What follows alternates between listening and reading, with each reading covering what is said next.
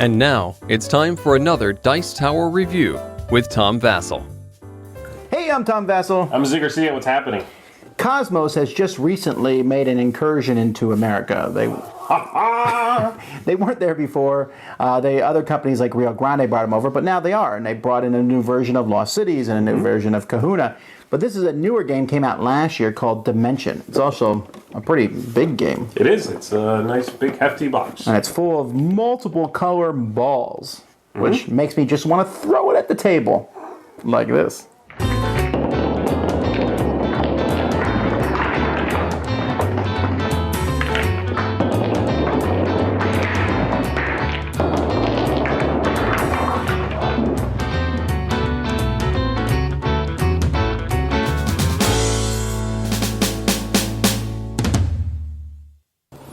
Each player in the game is going to get a little platform like this. Now these platforms have little feet on them, on the bottom of them, so that they can be raised up, and so that you have basically 5 different colors here.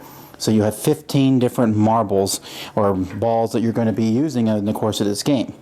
And what's going to happen is each round of the game, we're going to turn over 6 cards from this pile here.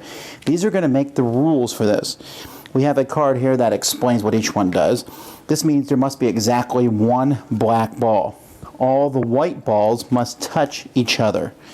Blue balls may not touch each other. Green balls cannot go on top of any other color. Okay? There must be exactly 4 balls between white and orange, and there has to be more blue than white. Then we will turn over a timer and everyone will start working. Now you're going to build a pyramid here. So first of all, I know there has to be exactly 4 that are orange and white. So I'm going to guess that I need 2 whites and 2 oranges. I need more blues than whites, so I have these, but the blues can't touch each other. I have to use exactly 1 black, and I want to try to get 1 of every color in. So let's see if we can do this.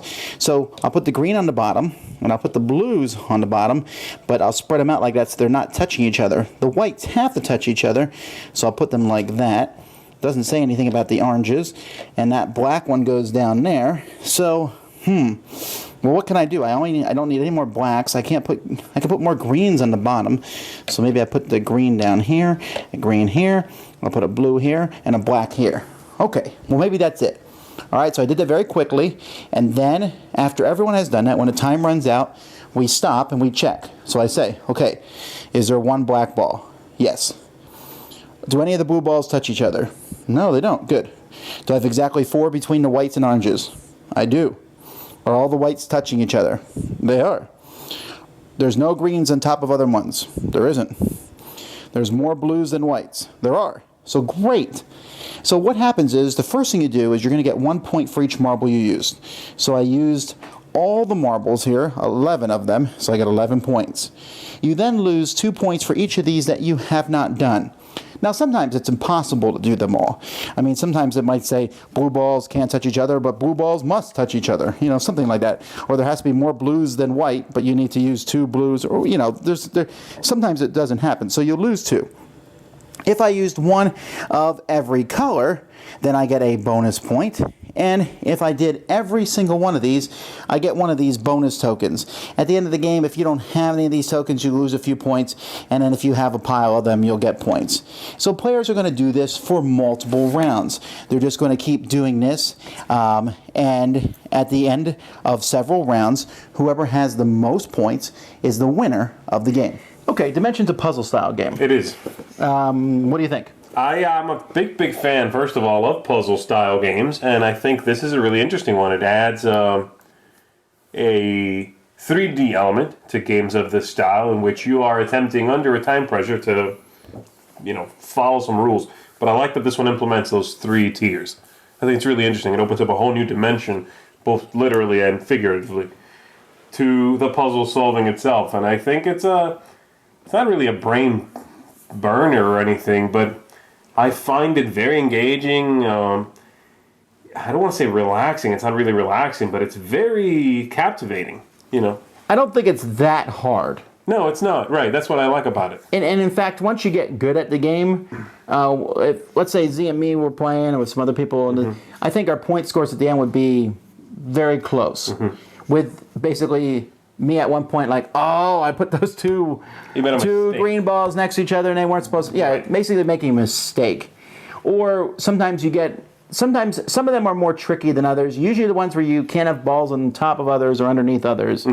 Those are the hardest ones. The ones that say you need exactly this many, Right. those are pretty simple. You just grab that many when you start making the Well, thing. I think it's really interesting when you have several rules come up that are the same rule.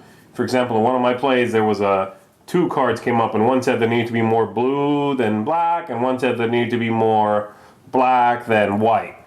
And so you don't only have to worry about there being, you need to have 4 blues, 3 blacks, and 2 whites. You got to follow both of those. So that was really interesting, and I love how the rules stack up like that. Now, sometimes you'll have the weird occasion where you have 2 rules that contradict, and you leave them out there. The game says, fine, you can only do one or the other.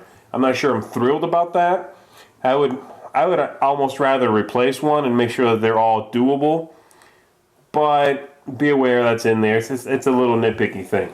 Well, you could just, sometimes you have to pick like, okay, these all don't work together, so I'm going to pick the one rule. Which rule is the one I need to take out so that the other ones work together? Right.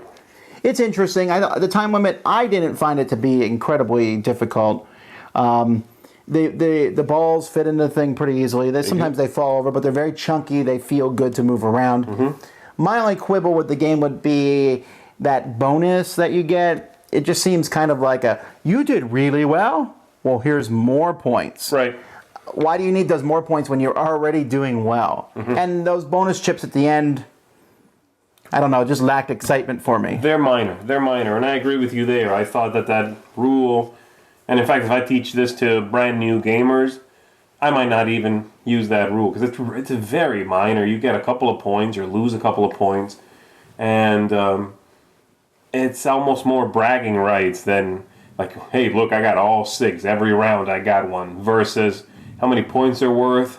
Doesn't seem like a whole lot. So I agree with you there, but the game is very quick.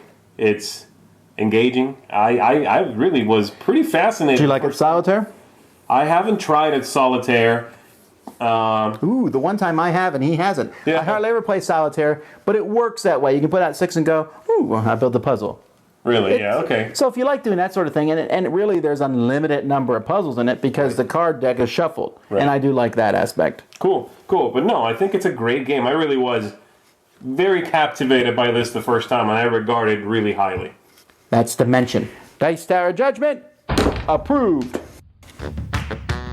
Thanks so much for watching the Dice Tower videos. Find more great videos and reviews, as well as our top-rated audio podcast at Dicetower.com. You can also find other great shows at Dicetowernetwork.com. I'm Eric Summerer, and you've been watching The Dice Tower. The Dice Tower is sponsored by Cool Stuff Inc., where you can find great games for great prices. Cool stuff in stock. Check them out at CoolStuffInc.com. Shut the door. There.